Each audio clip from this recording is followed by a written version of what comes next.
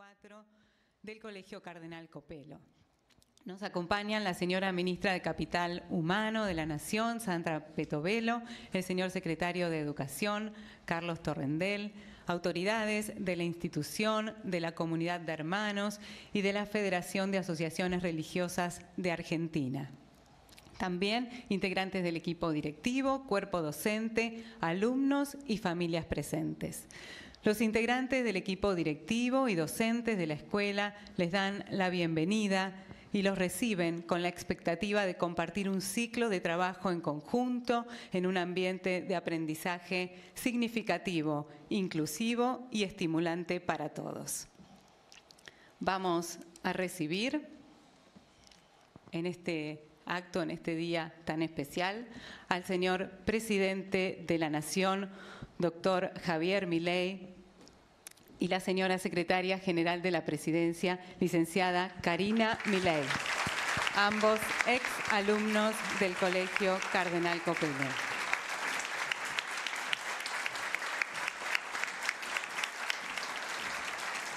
Los acompaña la señora Rectora y Directora General del Colegio, Daniela Escurvio.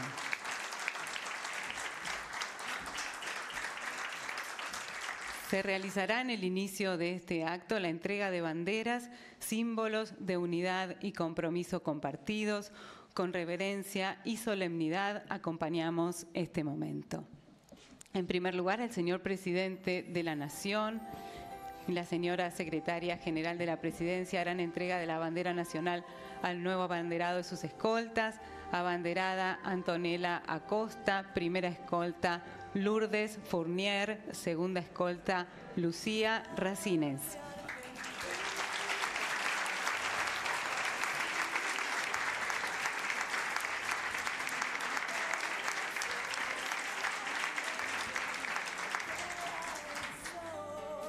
Te entrego la bandera de la patria y te pido que seas una digna portadora y custodia de la misma.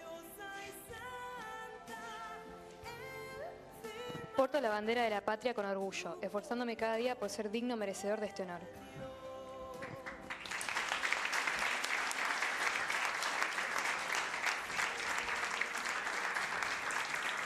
Queda así entregada la bandera nacional de manos del señor Presidente de la Nación. La banderada y escoltas toman ubicación en el escenario. Y el señor Presidente de la Nación, la señora Secretaria General, los invitamos a tomar ubicación en el auditorio.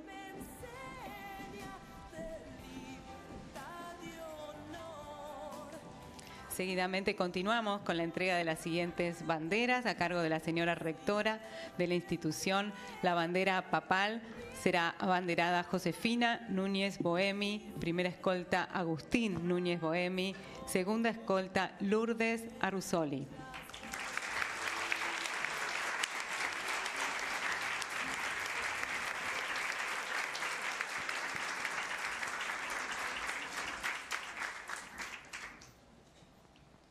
Te entrego la bandera papal y te pido que sigas siendo íntegramente como persona y como cristiano. Yo la bandera papal con orgullo, esforzándome cada día por ser mejor persona y una cristiana comprometida.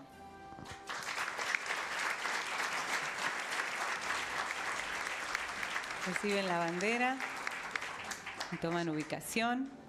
Se entregará a continuación la bandera de la Ciudad Autónoma de Buenos Aires, abanderada Chiara Tagliani. Primera escolta, Saya Blanc. Segunda escolta, Emilia Ciclari.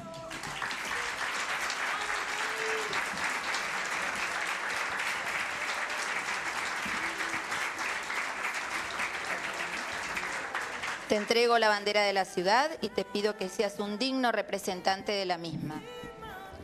Llevo la bandera de la ciudad con compromiso, esforzándome cada día por ser mejor ciudadano.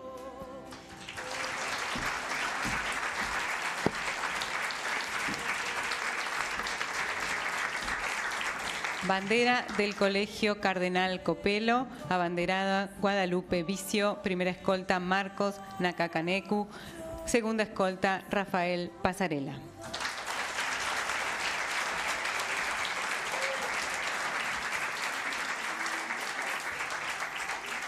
Te entrego la bandera del colegio y te pido que sigas creciendo en tu identidad menesiana. Llevo la bandera del colegio con compromiso, buscando cada día crecer en mi identidad menesiana.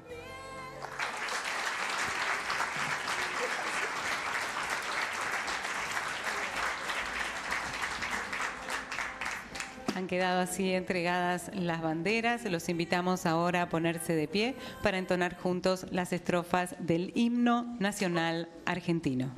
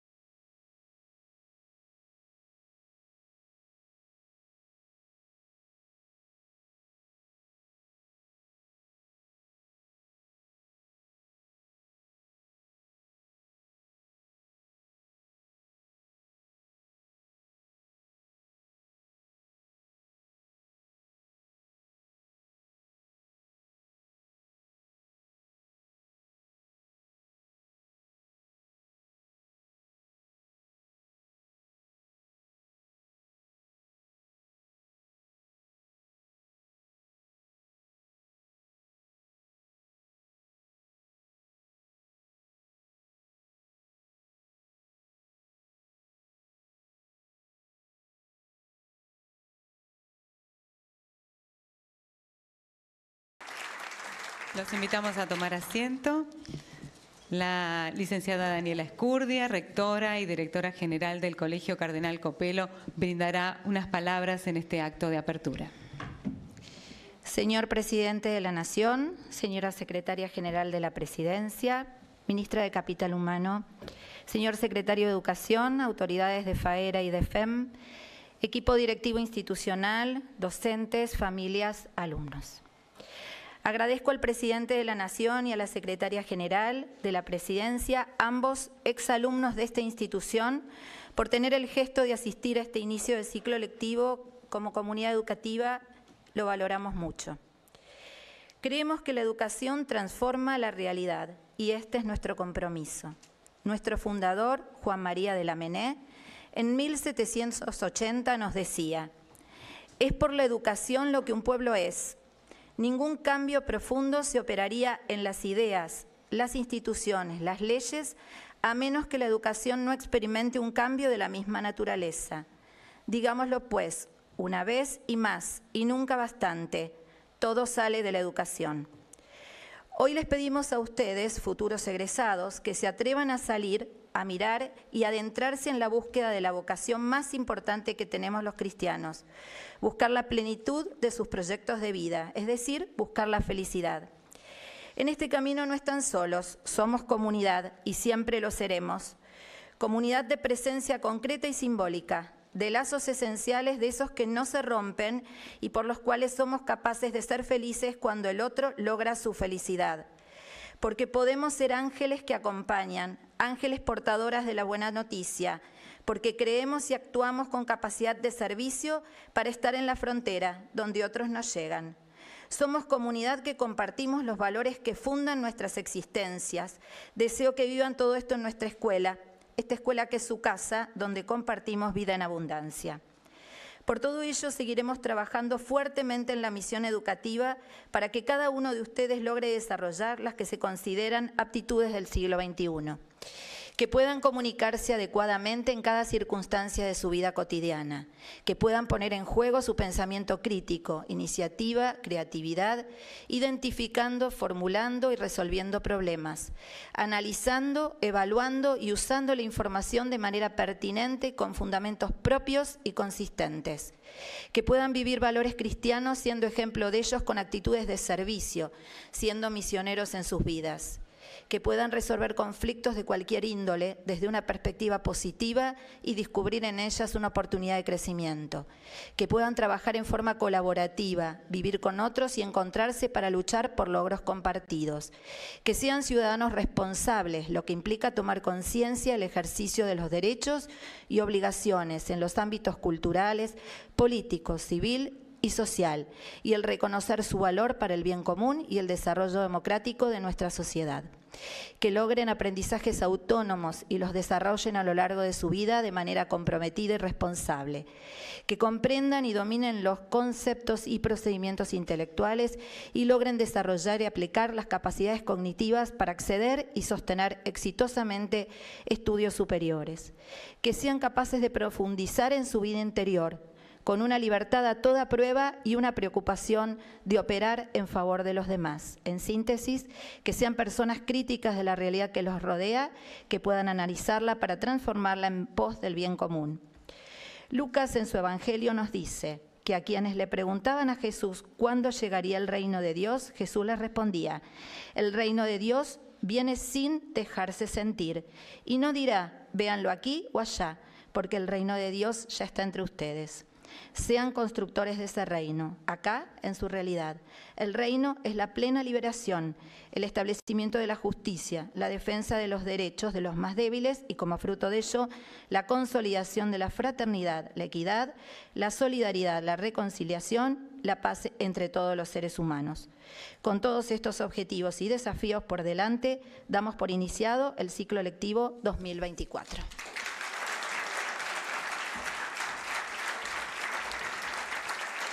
Vamos a invitar seguidamente a la señora directora de Pastoral, María Pía Zaffaroni, a acercarse al escenario para la entrega de distinciones. Previo a ello, vamos a escuchar sus palabras.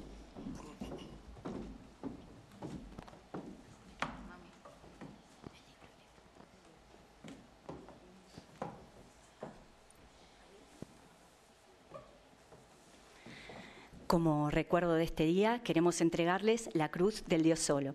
La Cruz del Dios Solo lleva esta insignia que han llevado ustedes en sus uniformes, lo han puesto en la máxima cada día en el pizarrón y ha guiado sus vidas, ¿no? Para nosotros los menesianos significa que no nos pertenecemos, que somos de Dios solo, haciendo lo que Él quiere, como Él quiere y cuando Él lo quiere. También les vamos a obsequiar Palabras de un creyente, libro escrito por el filósofo Félix de Lamennais, que es hermano, era hermano de nuestro querido fundador Juan María de Lamennais, y es un canto a la libertad de los pueblos. Invitamos entonces al señor presidente de la Nación, a la señora secretaria general de la Presidencia, al escenario para recibir las distinciones. Ambos exalumnos de esta institución entregan La señora directora de Pastoral, María Pía Zaffaroni, acompañada por la señora rectora y directora del Colegio Cardenal Copelo, licenciada Daniela Escurdia. La señora directora de Pastoral realizará una oración.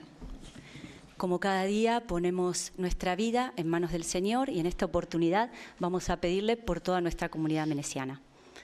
Señor Jesús, al comenzar el día te ofrecemos nuestra vida entera. Que el amor fraterno reine entre todos los que formamos comunidad. Que cada uno se sienta feliz con la alegría de los demás y sufra con sus penas. Que todos nos prestemos ayuda mutua para ir a Dios y realizar su obra cada día. Que no existan jamás entre nosotros ni contiendas, ni rivalidades, ni secretas envidias, ni palabras duras.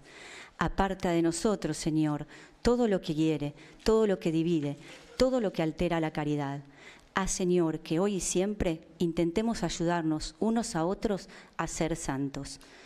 Que todos vivamos hoy con dulzura, paciencia, humildad y fidelidad a tu palabra.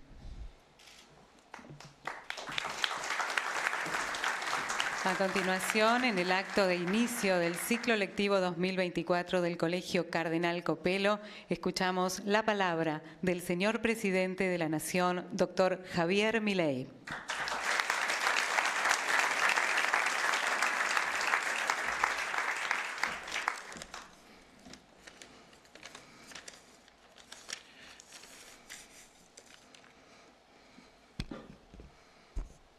Hola a todos. Si no, no soy yo. Perdón por salir del protocolo.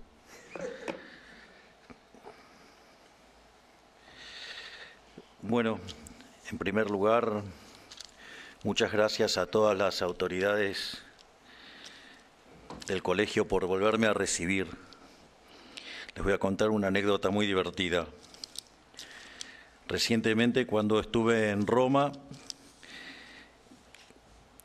y fui a visitar al Papa Francisco, en un momento, ya terminada la reunión, fui a verlo con la comitiva, digamos, que se constituía de mi hermana, que es la secretaria general de la presidencia, con la canciller Diana Mondino, el ministro del Interior Guillermo Francos, la ministra de Capital Humano Sandra Petovelo y mi rabino Axel Banish. Y entonces cuando Axel lo ve al Papa Francisco, le felicita por su enorme y monumental tarea que está llevando a cabo y le dice, y se lo traje de vuelta. Y el Papa Francisco le dijo, no, quédatelo. Así que bueno, gracias por recibirme. En Roma no.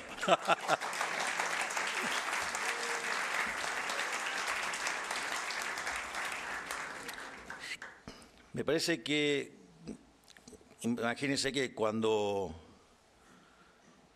tenía que armar el discurso, había distintas formas de encarar el discurso.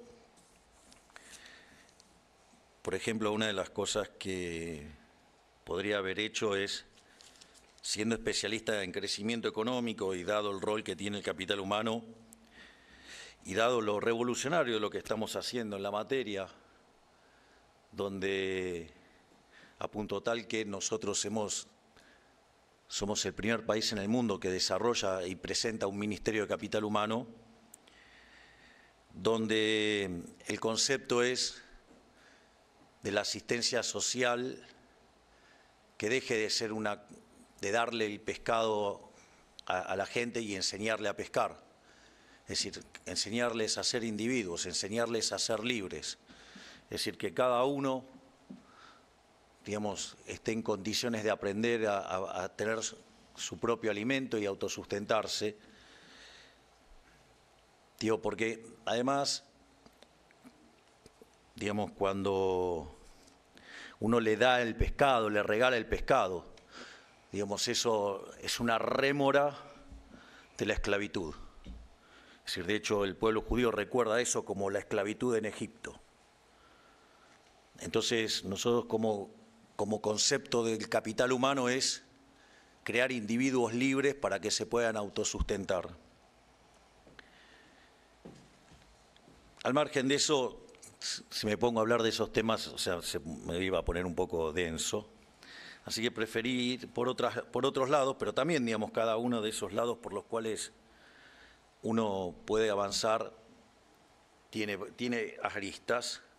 Entonces, lo primero que me gustaría es que tomemos conciencia de lo que nos está pasando, porque si esto hubiera pasado hace 36 o 37 años, yo estaría donde están ustedes. Así es que eso quiere decir que dentro de 36 o 37 años ustedes podrían estar donde estoy yo. Así que digamos, más o menos tomen conciencia de que podemos levantar la vara un poquito más y además, o sea, hacerlo mejor que lo que voy a hacer yo, y que cuando a ustedes les toque estar, digamos, hayamos salido de este pozo inmundo en el que estamos y ya seamos un país desarrollado. Así es que en ese sentido, digamos, me parece que como desafío para entender la contextualización histórica de lo que pasó y lo que puede pasar, digamos, me parece interesante. Una de las formas también que podría abordar la charla es hacer el contexto en el cual yo estuve en el colegio. Obviamente que si lo hiciera como un marxista, o sea, además, digamos, haría todo esa narrativa histórica y lo trataría de poner en la lucha de clases y reinterpretar todos los hechos.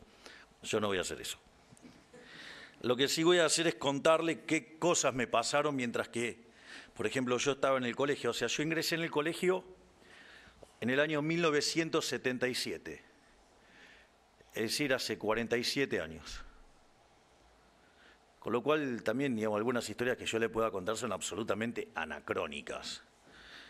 Pero como concepto, digamos, yo ingresé a un año de lo que fue el golpe cívico-militar, y una de las partes más oscuras de la historia argentina, interpretado y reinterpretado, cosa que, digamos, los invito a que lo hagan por ustedes mismos. Siempre tengan espíritu crítico, lean un lado de la biblioteca y el otro lado. Digo, porque quizás ustedes conocen mi faceta más nueva, que es la del liberal libertario, del anarcocapitalista, el minarquista en la vida real. Pero digo, cuando yo arranqué, me arranqué bastante más a la izquierda. Así es que la única forma de tener una posición sólida en algo es mirando toda la biblioteca. Y eso también les sugiero que miren toda la biblioteca. Al año siguiente, en el año 1978, fue cuando Argentina salió campeón del mundo.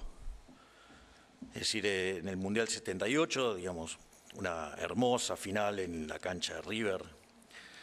Digo, es más, o sea, yo, digamos, o sea, uno de mis grandes ídolos digamos, de mi juventud era el Pato Filiol. Ustedes quizá ni siquiera saben quién es. Digo, para mí fue el mejor arquero de todos los tiempos, o sea, pero ustedes deben estar fascinados con el Dibu Martínez, que tuvo una atajada bastante parecida a la que tuvo Filiol en el año 78, también sobre la hora. Nada, y ahí ya me vienen otros recuerdos del colegio, digamos, que jugábamos a las figuritas y esas cosas que hacíamos de chicos. Después, en el año 1980, digamos, cuando paso a cuarto grado, me toca ir de mañana y ahí estrenábamos maestro nuevo, que es el que está acá, el hermano Arturo. Así que qué karma, qué karma.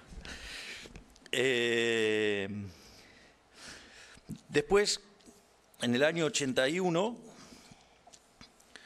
tuvimos lo que se llamó la crisis de la tablita cambiaria o crisis del programa de Martínez Dios.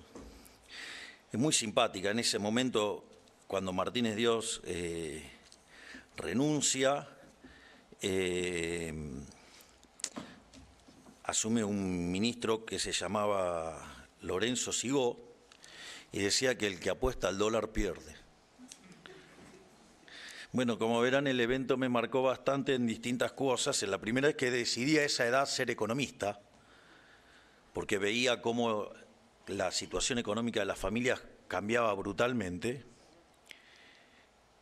Pero además, digamos, la obsesión fue bastante intensa, por decirlo de alguna manera educada, a punto tal que, digamos, yo quiero eliminar el Banco Central. Así que miren que las cosas son mucho más fuertes de lo que uno se imagina. Otra cosa que pasó es que en el año 82 tuvimos la Guerra de Malvinas. Después, en el año 83, yo estaba en 7º grado y fue la llegada de la democracia, el retorno de la democracia. Digo que casualmente 40 años después me llevó como presidente.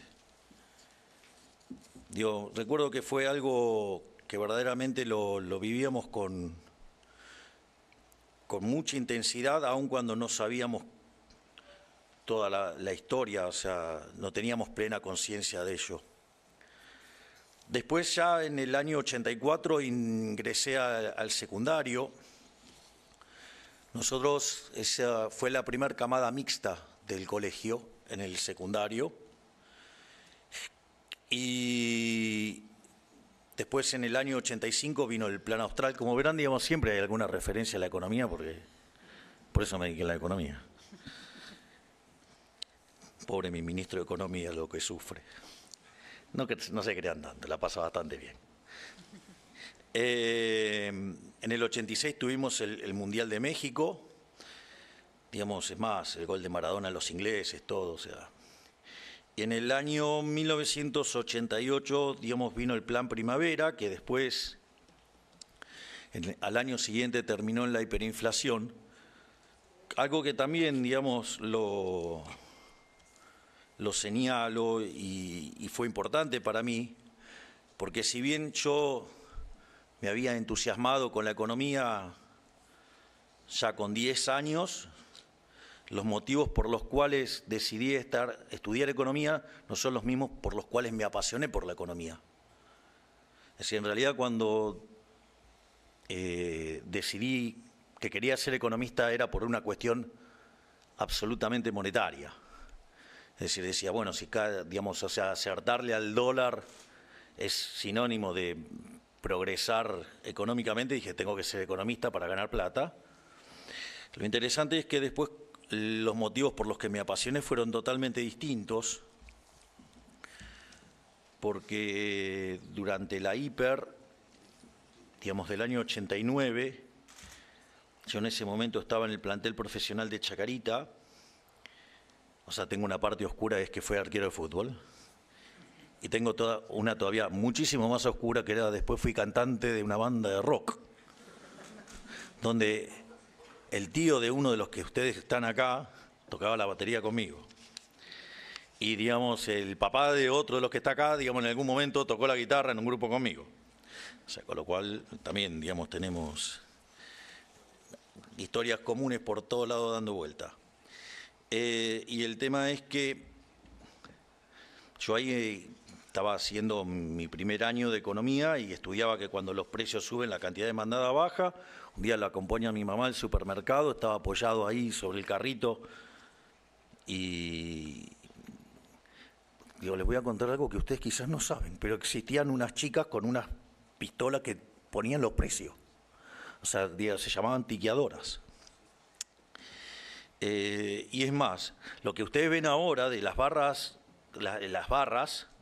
en realidad se implementaron en ese momento, porque los precios subían tan rápido que no alcanzaban a retiquetear. Y imagínense cuando ustedes iban y compraban y llegaban a la góndola y se los tenían que cambiar, era una situación bastante traumática. Y es por eso que también nosotros estamos tan obsesionados con evitar la hiperinflación. Y en ese momento yo veía que los precios estaban subiendo y la gente se abalanzaba sobre la mercadería. Entonces yo lo que dije es, o lo que estoy estudiando está mal, o soy un tonto, por decirlo de manera elegante. Entonces la absolución de dignidad hizo que dejara de jugar al fútbol y me dedicara a estudiar. también me puse bastante intenso con eso. Y a los 20 años escribí mi primer trabajo académico que se llama La hiperinflación y la distorsión en los mercados. Y una vez que arrancan a escribir no paran más. O sea, es como una suerte de vicio.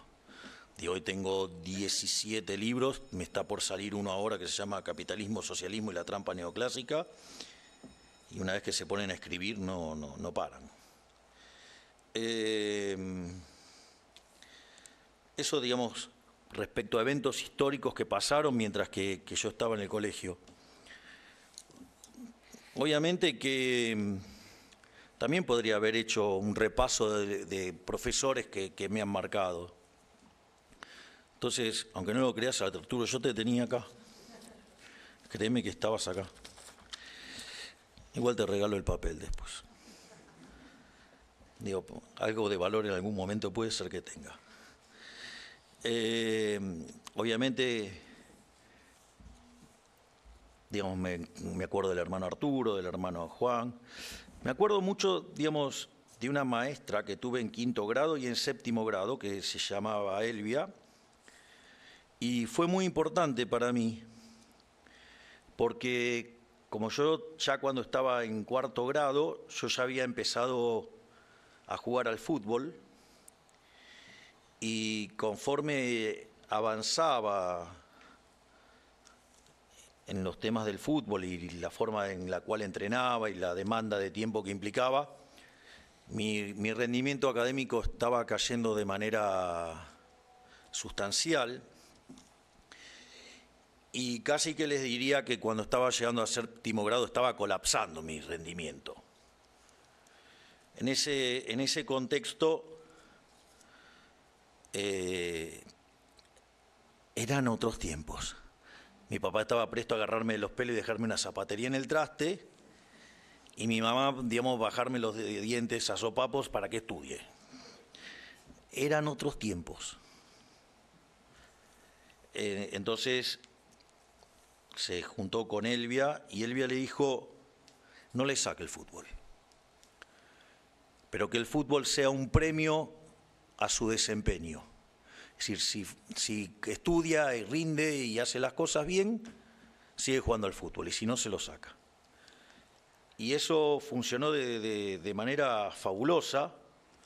Empecé a reordenar mis métodos para entrenar, para, digamos, estudiar. Entonces estudiaba o muy tarde a la noche o muy temprano a la mañana.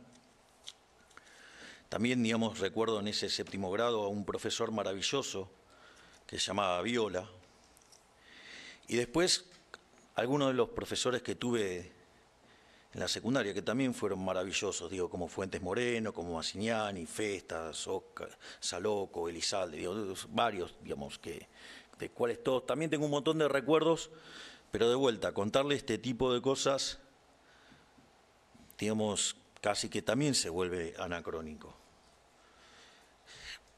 Entonces decidí focalizarme en 2 eventos muy importantes, que es los que les voy a contar y que creo que es lo mejor que les puedo transmitir hoy. Hay una conferencia de Steve Jobs en Stanford, si se las recomiendo enfáticamente, y es una donde Steve Jobs cuenta que ustedes no pueden unir los puntos hacia adelante, los pueden unir para atrás. Es decir, muchas de las cosas que hoy les pasan, no saben por qué les pasa, pero que después, cuando transcurre, ustedes van entendiendo lo que les pasó. En ese sentido, esa lección de Steve Jobs es muy importante, pero a mí me pegó de manera muy fuerte en el año 85, o sea, 1985. En 1985 mi hermana, que estudiaba en un colegio cercano acá, decide pasar al Copelo, decide venirse al Copelo. Y cuando ingresa, digamos, la parte de los ingresos a al secundario, digamos, estaban bajo la órbita de un hermano que en ese momento, digo, se llamaba el hermano Bravo. Y dijo algo muy, muy interesante, muy importante, muy revelador. El hermano Bravo dice, miren, usted no viene a estudiar acá por cómo enseñamos matemática, cómo enseñamos literatura, geografía, no sé, la materia que quieran. Eso usted lo puede aprender en cualquier lado. El motivo fundamental por el cual ustedes vienen acá, usted está acá y quiere que su hermana esté acá, y su familia quiere que su hermana esté acá, es por una cuestión de los valores. Y ahí eso a mí me permitió ligar con el recuerdo más fuerte que yo tengo del colegio, que es mi primer día de clase de 1977. Previo a eso, les voy a contar algo que me pasó ya siendo más grande, y es que cuando estaba en la universidad estaba estudiando crecimiento económico. En el momento que yo estudiaba, la materia se llamaba Crecimiento y Desarrollo Económico. La verdad que hubiera preferido que tuviera la materia más de crecimiento que de desarrollo económico. Me tocó un profesor que me resultaba bastante zurdo para aún en esa época, así que imagínense lo que puedo llegar a pensar hoy. Yo creo que casi me podría dar un ataque gritándole comunista, pero como verán, vivo haciendo chistes sobre mí mismo porque si no es un bodrio la vida. Más ahora que me tratan como si fuera realeza. Entonces como que es complicado. Entonces me acuerdo que dentro del poquito interés que se ocupaba de dar el profesor en los temas de crecimiento. Uy, se cayó.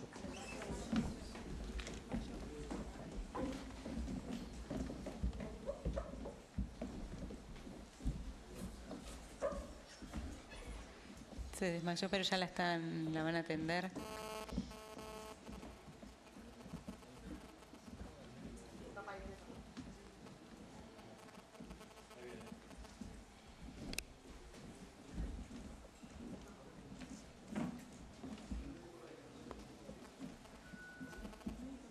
El médico nuestro, que venga el médico nuestro.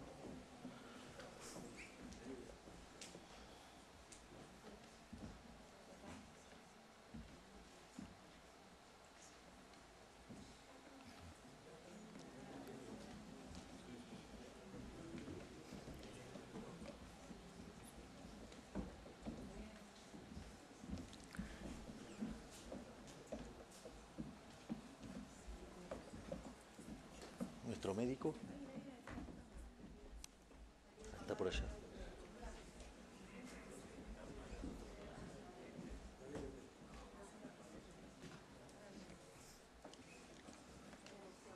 ¿Está?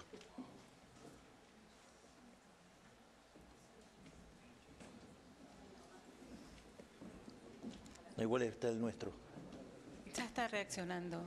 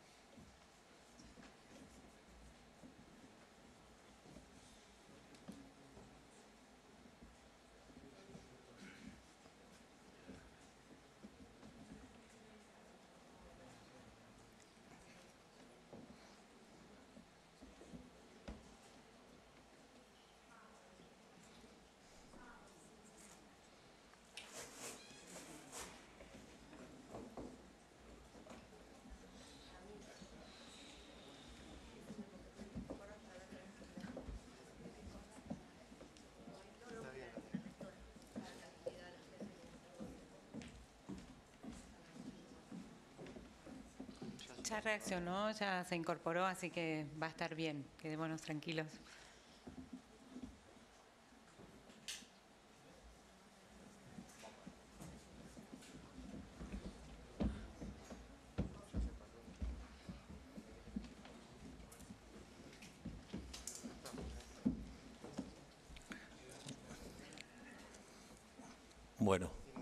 Bueno, como verán, mencionar a los comunistas es tan peligroso que genera problemas siempre.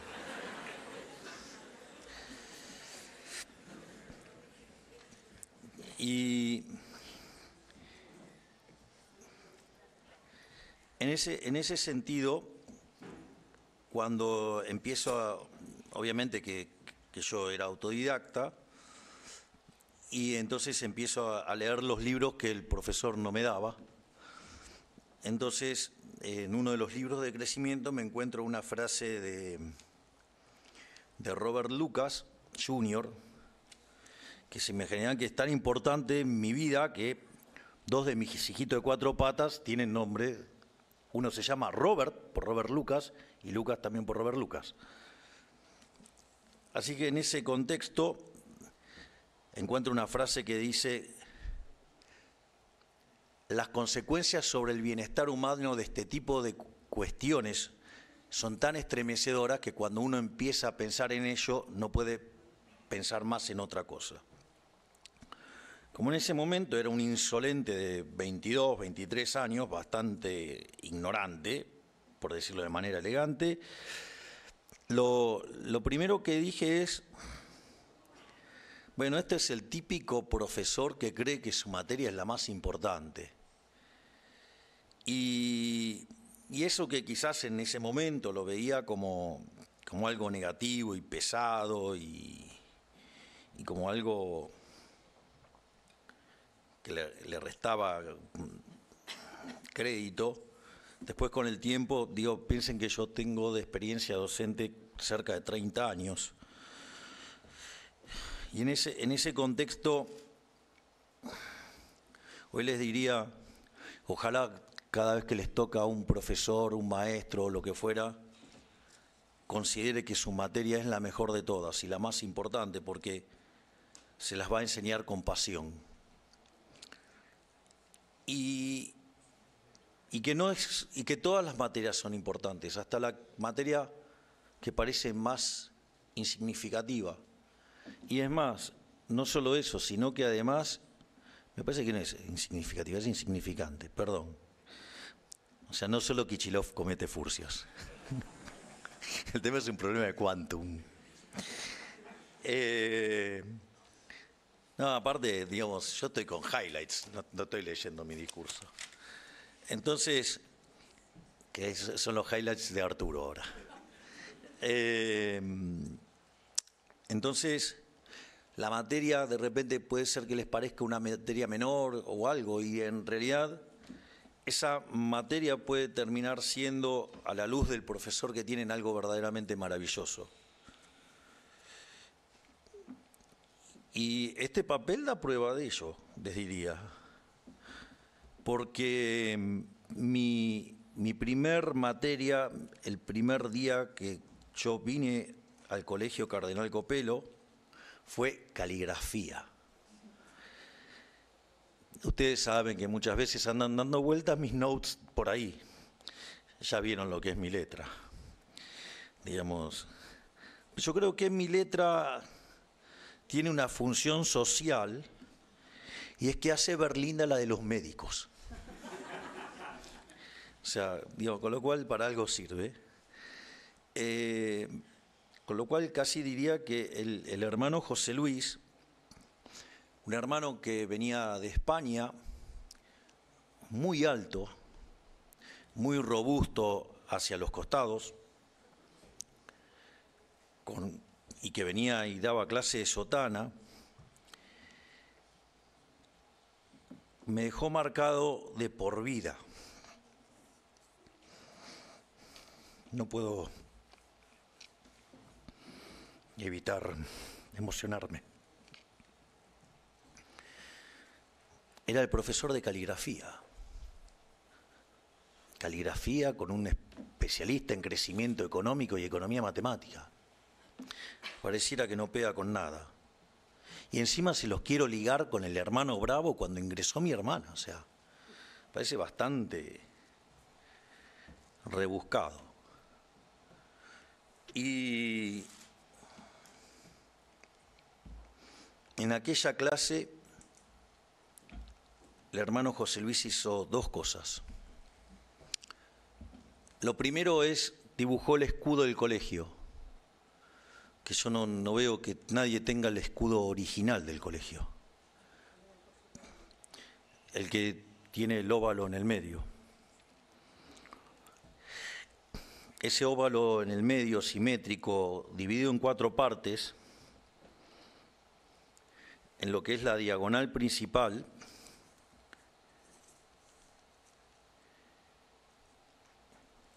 tiene el dibujito de unos animalitos. Y que tiene la característica de tener una piel muy cara. Y nos contó, obviamente que seguro que el ejemplo estaba floreado y metaforizado. Y es que es un animalito que lo salen a cazar cuando hay lluvia y los arrinconan contra el barro, porque el animalito prefiere morir antes que ensuciarse. Y vaya que estamos dando la pelea. Y lo otro, muy fuerte, es que el hermano José Luis, después de explicarnos el valor de muertos antes que sucios, y vean el quilombo que estamos haciendo, digamos, fíjense que todos los días encontramos un nuevo curro y lo sacamos todo el tiempo afuera.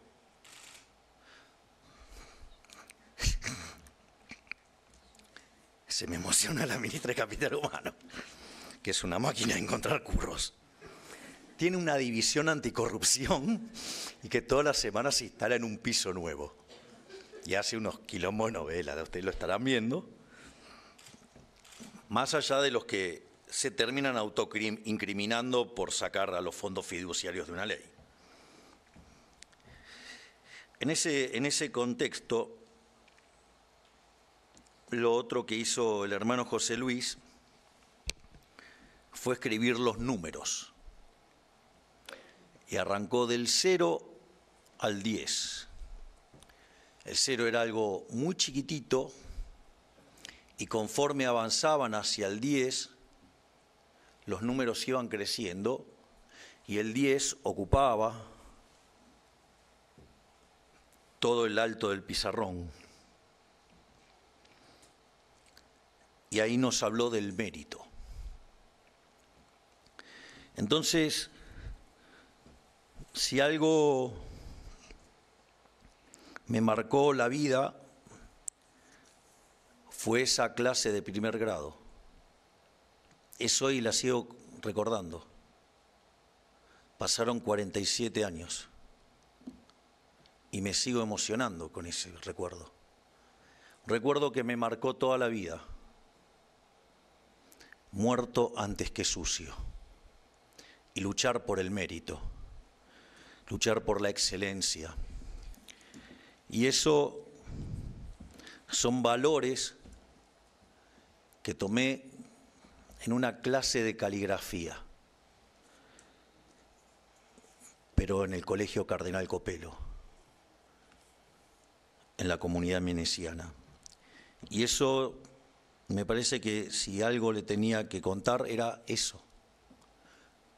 Lo más valioso es eso, que sean personas íntegras, hagan lo que hagan, pero sean íntegros. O sea, peleen por sus ideales, no bajen los brazos. Miren, yo suelo, para aquellos que nos siguen a nosotros, ustedes verán que nuestros seguidores tienen 2 gorras, o tienen la que es muy simpática y nos divertimos todos con él, no la ven, y la otra es Las Fuerzas del Cielo. Las Fuerzas del Cielo nace de cuando a mí me toca asumir como diputado nacional el 11 de diciembre del 2021. Y en ese momento un periodista de Diputados TV, muy grosero, me dice: ustedes son 2 en 257. ¿Qué pueden hacer ustedes? O sea, van a caer en la irrelevancia total, van a ser la nada misma. De hecho, ni siquiera teníamos cuerpo como para integrar una comisión. Y en ese momento yo le contesté con el libro de Macabeos, que dice que la victoria en la batalla no depende de la cantidad de soldados, sino de las fuerzas que vienen del cielo. Y esos dos marginales arriba en la Cámara de Diputados, digo, en principio, mis videos son los videos más vistos dentro de la Cámara de Diputados, en la historia de la Cámara de Diputados. Y no solo eso, sino que al poco de asumir, digamos, por una idea genial de mi hermana, de cómo el anarquista resolvía el tema de estar cobrando una dieta del Estado, o sea, algo, digamos, cobrado por los impuestos, que son un robo, porque nadie los paga voluntariamente. ¿De dónde creen que vienen? Impuesto. Una rémora de la esclavitud. Entonces, pero si además nosotros decidíamos a quién dárselo a dedo, eso era casi como, no sé, jugar al benefactor social que juega cualquier político, con lo cual también nos parecía mal.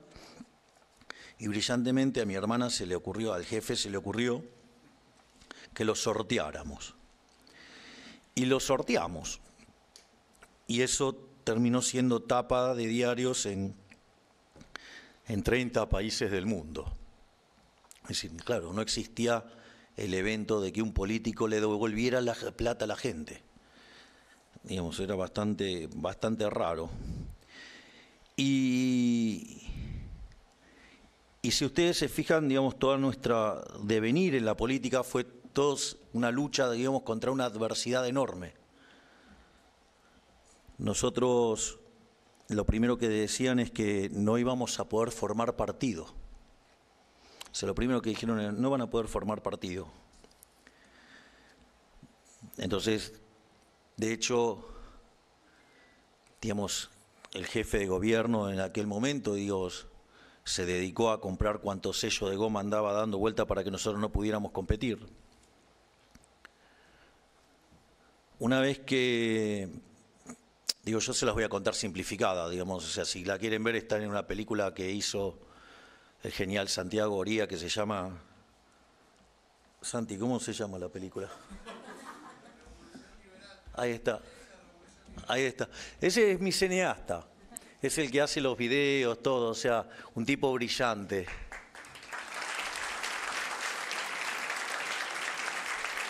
Que ya estamos en casi 2 millones de reproducciones de la película y que además la están traduciendo a varios idiomas. Ahí van a poder ver todo en detalle, todas las cosas que padecimos, pero después de eso nos dijeron que ya teníamos partido, nos dijeron que no íbamos a poder pasar el piso del 2%. Después, como seguíamos avanzando, nos dijeron que íbamos a perder contra el voto en blanco. Después nos dijeron que la izquierda nos iba a ganar por goleada. No pasó nada, ¿no? Porque los nombré.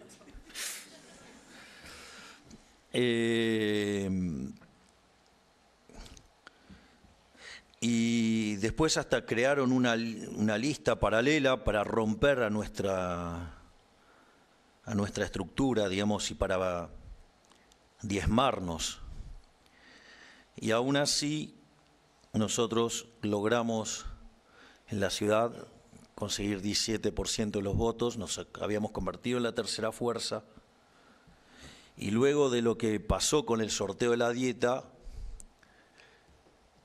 con mi hermana nos miramos y dijimos, bueno, parece que estamos para otras cosas. Empezaron con el mismo tipo de agresiones, que no íbamos a poder formar partido, y ahí es que de los 24 distritos participamos en 22.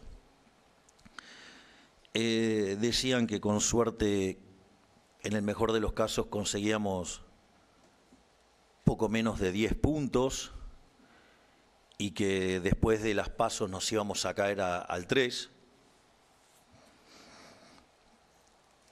Y nosotros seguimos peleando, porque estábamos convencidos de que de vuelta la victoria en la batalla no depende de la cantidad de soldados, sino de que las fuerzas que vienen del cielo. Y ahí es cuando nos sorprendimos y terminamos sacando el 30% de los votos y fuimos la fuerza más votada, tanto por candidato como fuerza. Y eso empezó todo un tramo durísimo hacia la elección general. Hemos tenido que soportar 2 estructuras tirándonos con todo lo que se pueden imaginar. De hecho, el oficialismo en ese momento gastó, piensen que una campaña electoral en general se hace con la de ustedes, no cuando la hacen gasolera como nosotros. Se gastan 100 millones de dólares. Bueno, solamente el oficialismo gastó 300 millones de dólares en YouTube para que cada vez que ustedes abrieran YouTube se encontraran con publicidad negativa sobre mí. Y a pesar del esfuerzo enorme que nosotros hacíamos, de hecho mi estratega, digamos, que también un tipo brillante, maravilloso, digamos, que es Santiago Caputo, nosotros cuando ustedes revisan todas las entrevistas, o sea, no hay un solo error, pero teníamos los electrones libres que hacían. ¿Vieron cómo somos los libertarios? Los libertarios no somos manada. Entonces, como tenemos muchos pensadores libres, nos hacían todo tipo de emboscada al resto de nuestros candidatos y cada 2 por 3 teníamos un problema. Y así llegamos a las PASO, pero llegamos en segundo lugar. Y esos 2 perdidos ahí en la Cámara que no podían hacer nada, terminaron en la presidencia, terminaron ganando la elección con 14,5 millones de votos. O sea, soy el presidente más votado de la historia argentina y sacamos el 56% de los votos. Entonces, lo que les quiero transmitir es que cuando ustedes tienen convicción, no hay nada que los pare. Y si además son acompañados por la fe, no hay con qué destruirlos. No los van a poder parar nunca. Una de las cosas que siempre repasábamos con mi hermana durante la campaña es que a nosotros nos pasaban un montón de cosas que si le hubiera pasado a cualquier otro candidato lo hubiera derribado. Y sin embargo nosotros seguíamos avanzando. Y para nosotros eso es como una prueba del cielo también. Es una prueba de la existencia del uno, porque si ustedes se ponen a pensar, no teníamos un mango. Nosotros fuimos a pelear con 2 escarbadientes y lo único que teníamos era las ideas y la fe. Y cada vez que nos pasaba algo adverso, la reflexión que hacíamos con mi hermana era que efectivamente si a pesar de todo esto ganamos es porque es la voluntad del uno. Entonces, lo que les digo es cuando ustedes se dejan llevar por su corazón, cuando ustedes son íntegros, ¿sí? Y sobre todas las cosas depositan su fe en el Creador, nada los va a parar, todo va a ser posible. Así es que espero que, digamos, esto sea algo que pueda sumar para que tengan una vida llena de felicidad y éxito. Muchas gracias. Señor presidente, si le parece, los chicos quieren hacerle algunas preguntas.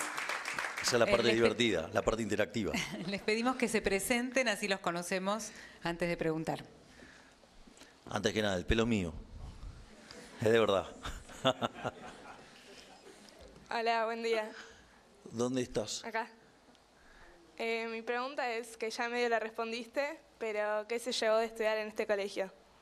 ¿Cómo? ¿Qué se llevó de estudiar de este colegio? Los valores. Lo más importante es los valores. Gracias. Hola, señor presidente. Soy Santiago Rafowicz y le quiero preguntar cómo hizo usted y su equipo para tener superávits gemelos después de tanto tiempo y en tan pocos días. Gracias.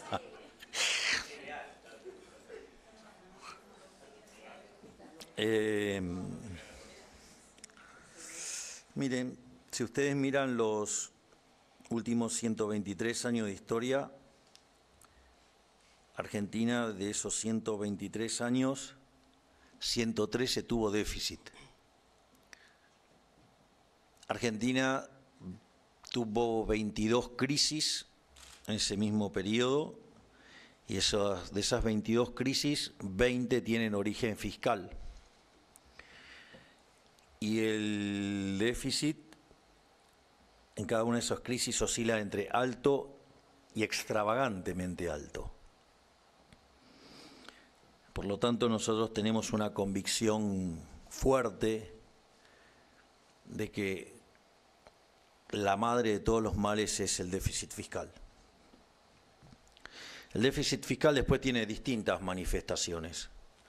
O sea, lo primero que hacen los inmorales de los políticos es financiarlo con deuda, lo cual es profundamente inmoral, porque es como que, ¿ustedes cómo se sentirían que sus abuelos se vayan de joda y le pasen la cuenta a ustedes? Estarían recalientes, digo, para ser suaves. Los políticos lo que hacen es irse de fiesta y pasarle la factura a generaciones que ni siquiera nacieron. Y algunos que además intentan matar, que son los asesinos de los pañuelos verdes. En ese contexto, aviso que para mí el aborto es un asesinato agravado por el vínculo. Y eso lo puedo demostrar desde una perspectiva matemática, filosófica, desde el liberalismo y además desde lo biológico. Pero al margen de eso, todos nosotros, después de eso, somos el máximo desfolteador serial, o sea, tampoco cumplimos los compromisos. La otra forma que usa el político es financiarlo con emisión monetaria y eso después termina con inflación. Y la otra forma que lo hace es subiendo impuestos y Argentina tiene la presión fiscal formal más alta del mundo y es lo que hace que prácticamente Argentina sea misión imposible crecer. Entonces nosotros teníamos una convicción clara de que lo que, digamos, la madre de todos los males es el déficit fiscal. Nosotros nos encontrábamos frente a una situación al borde de una hiperinflación.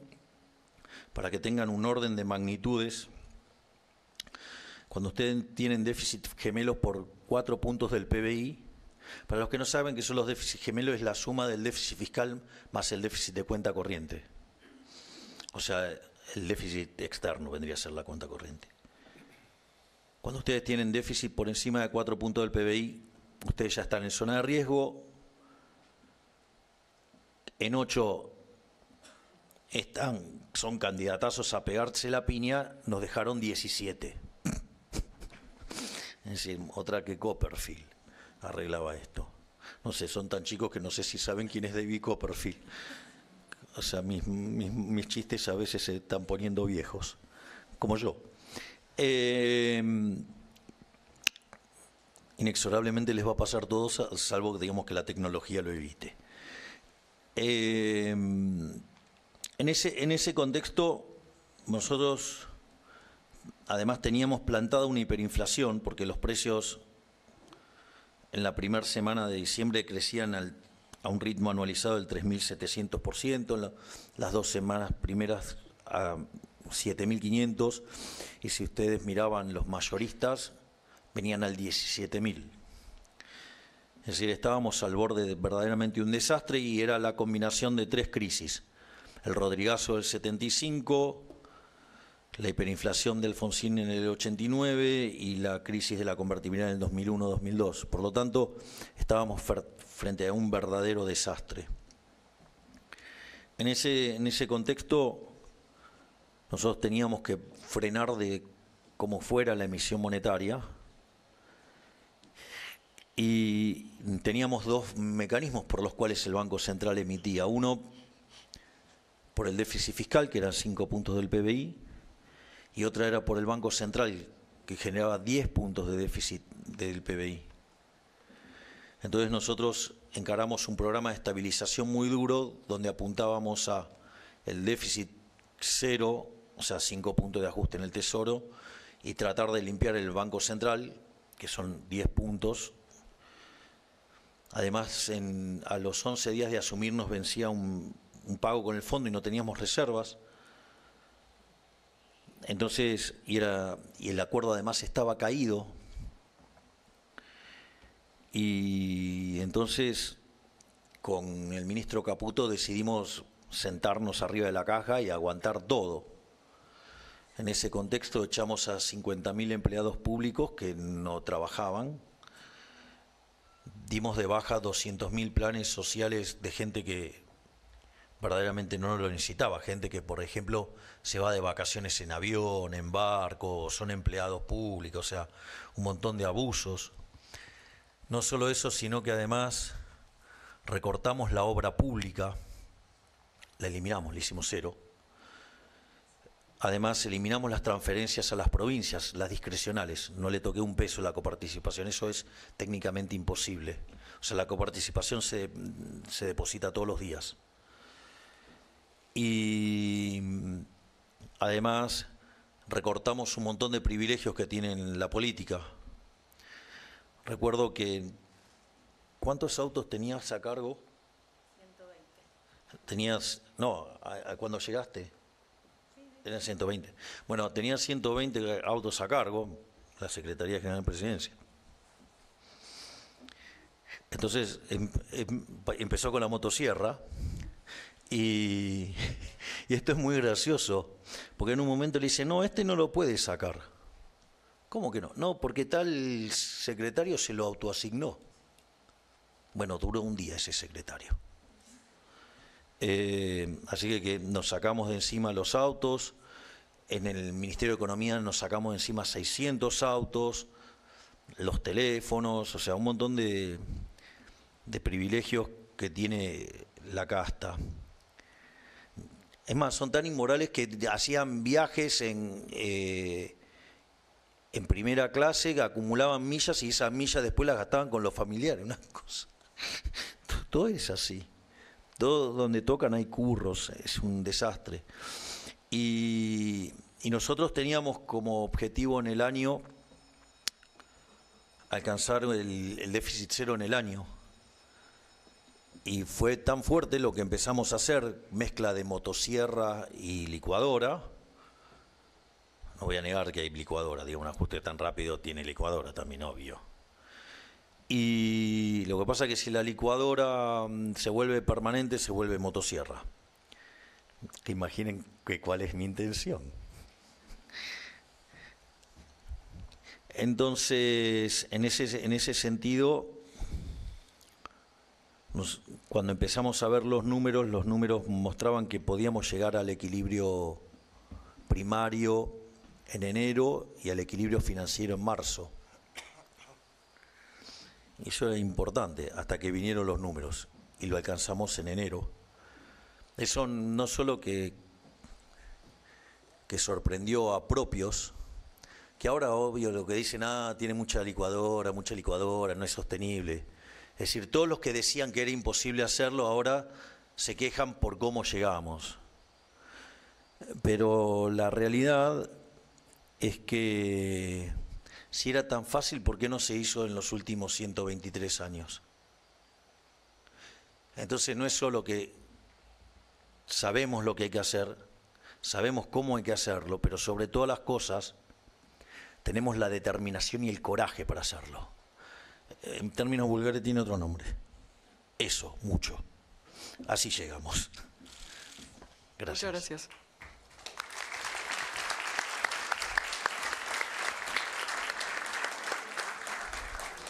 Hola, me estoy cuidando con los términos porque como tengo la ministra de Capital Humano y el secretario de Educación... ¿Voy bien? ¿Voy bien? Sí, hola, Carlos buen día. Hola, buen día, señor presidente. Acá Bautista. Y mi pregunta es ¿por qué crees que tu proyecto político impactó tan fuertemente en los jóvenes? Y viva la libertad. Carajo. Viva la libertad, carajo. Ah, eso no te va a decir nada. No, primero, a ver, primero que sepan que carajo no es una mala palabra.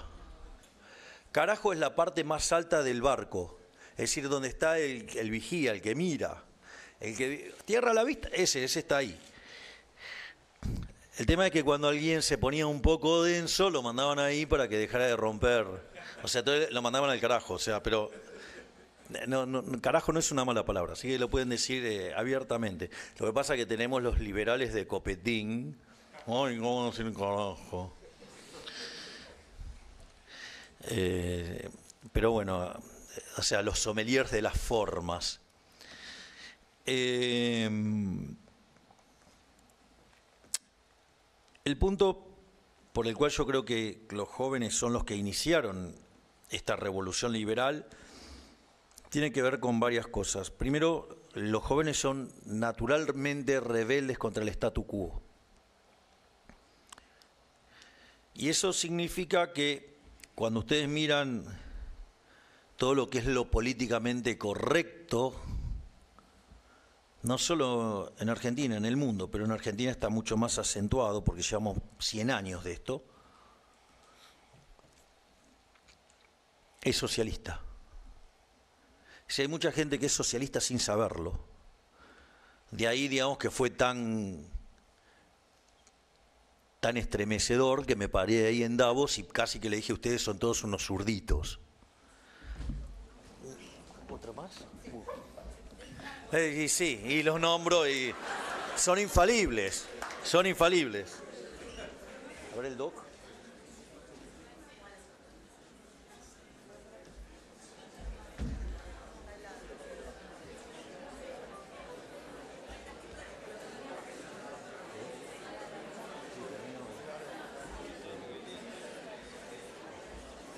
Juro que no los nombro más. Bien, entonces,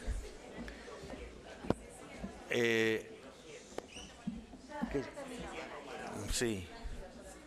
Bueno, ya me olvidé en cuál era la pregunta. No, sí, pero lo de los chicos.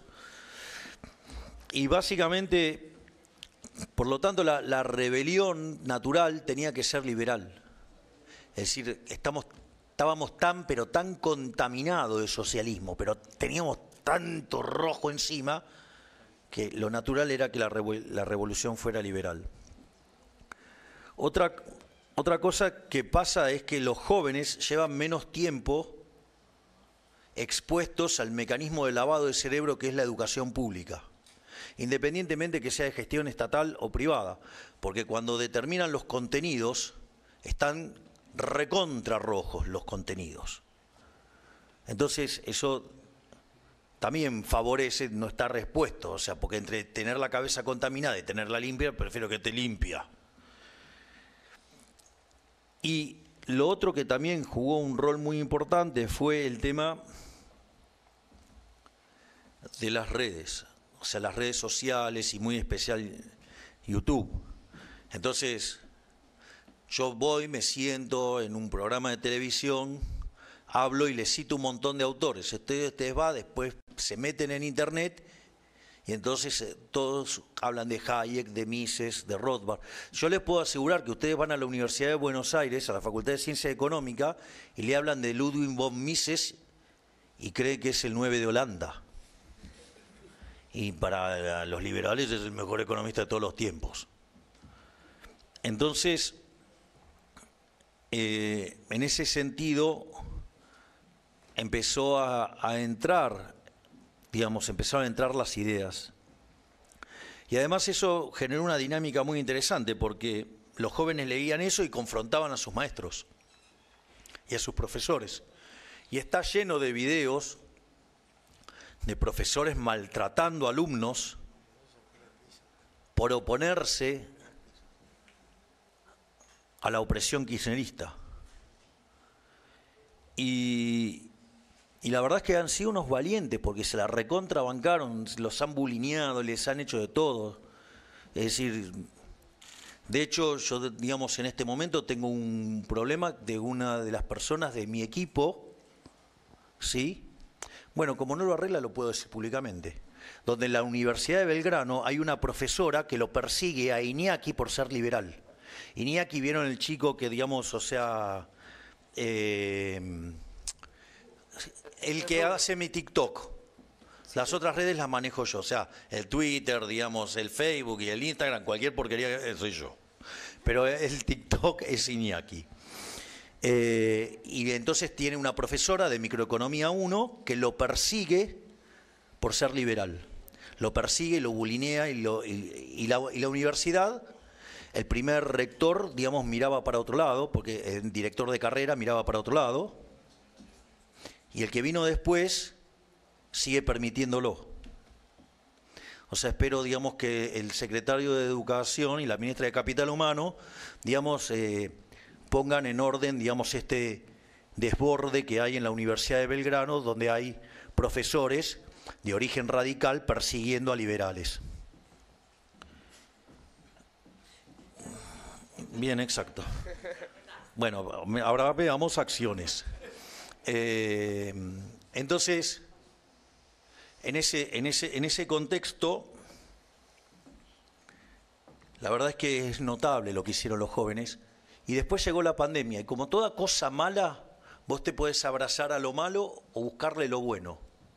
Yo, por ejemplo, en el medio de la pandemia, como no podía hacer nada, estaba encerrado, escribí 2 libros. O sea, estaba aburrido, entonces escribía. Y en ese contexto, ¿qué pasó? Los jóvenes le empezaron a hablar a sus padres y sus abuelos de las ideas de la libertad, y le hablaban de Milei, de Milei, de Milei. Hay un chiste, no puedo decir, es muy grosero, pero el burro tiene éxito por insistidor, no por lo otro. ¿Se entendió, no? Y tanto insistieron que en algún momento abrieron los videos. Y así empezó. Y entonces algo que era, como decían los que estaban con López Murphy, que era un movimiento de 500 virgos, ellos con los recursos de Larreta sacaron menos votos que nosotros en las PASO, a pesar de un montón de calumnias, injurias, a pesar de tratarme de nazi. Y después no solo eso, sino que además, bueno, miren a dónde llegamos. Así es que los jóvenes sí han tenido un rol, no solo porque son los primeros que absorbieron las ideas, sino que además evangelizaron. Entonces, por eso siempre tengo un agradecimiento muy particular a todos los jóvenes, porque si Argentina, digamos, verdaderamente se levanta y se despierta y se vuelve liberal, es porque es gracias a los jóvenes. Porque, como dije en mi primer discurso allá en Plaza Holanda, yo no vine a guiar corderos, yo vine a despertar leones. Y los primeros leones fueron ustedes. Muchas gracias y ¡viva la libertad, carajo! ¡Viva! Muchas gracias por las preguntas. Agradecemos al señor presidente de la Nación, a la señora secretaria general de la Presidencia, por su presencia en este acto de inauguración del ciclo lectivo 2024 del Colegio Cardenal Copelo. Se retira entonces el señor presidente de la Nación junto a la señora secretaria general de la Presidencia.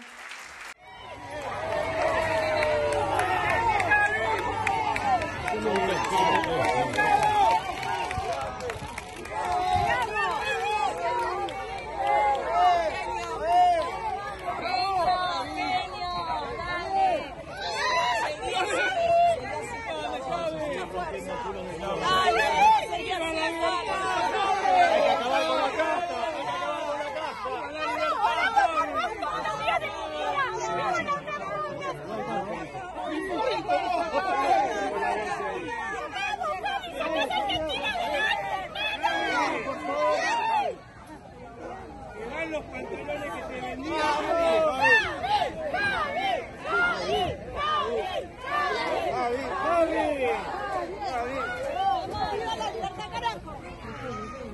Se van los pantalones grises todavía.